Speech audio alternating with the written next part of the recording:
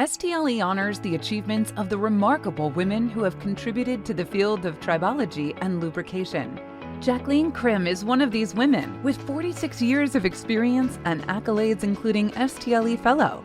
STLE spoke with Jacqueline to discuss her career challenges and achievements over the years, as well as some of the unique issues facing women in the field.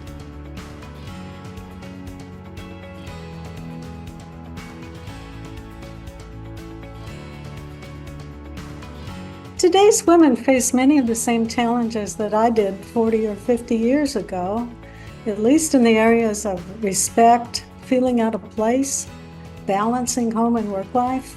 In some ways, I think balancing home and work life may be more difficult now than years ago. 50 years ago, we were directed into nursing, teaching, or secretarial work.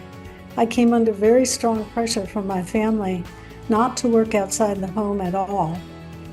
There's a well-known publication profiling men of tribology, published about 45 years ago and revised 25 years ago, that seemed to imply women didn't exist, but we were there.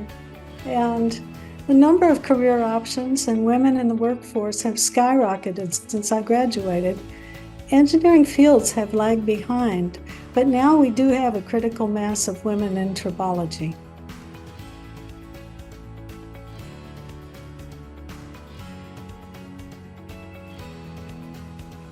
STLE provides a community for all, and within that, a community of women. And that sense of community and the cross-section of industry and academics is very unique. It provides perspective and exposure to new and expanding career opportunities and research areas. STLE provides educational opportunities, and its members provide a broader perspective than what would be available in your local workplace.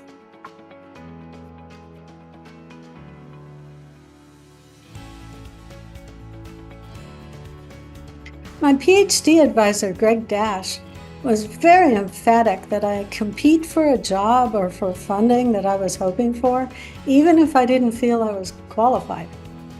And the way he put it was that the world was so harsh that it would take me out at the best I could do without me taking myself out first. And that advice really comforted me when I was applying for jobs or funding or awards. Because of it, I succeeded in some areas that I would never have imagined, and I wasn't as embarrassed when I failed.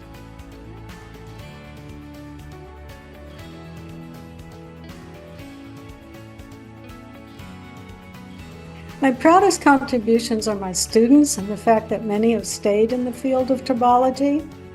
My proudest scientific contribution is to experimentally document the existence of phononic friction in the 1990s.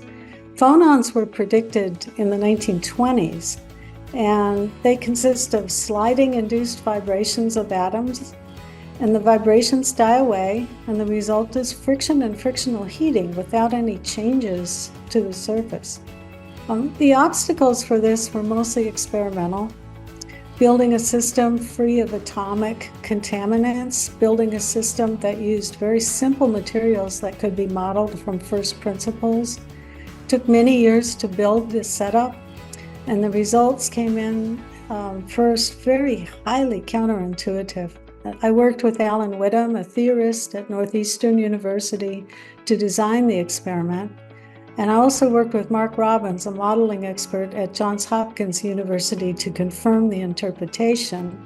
And these results received widespread publicity, and they attracted new researchers to the field of nanotribology.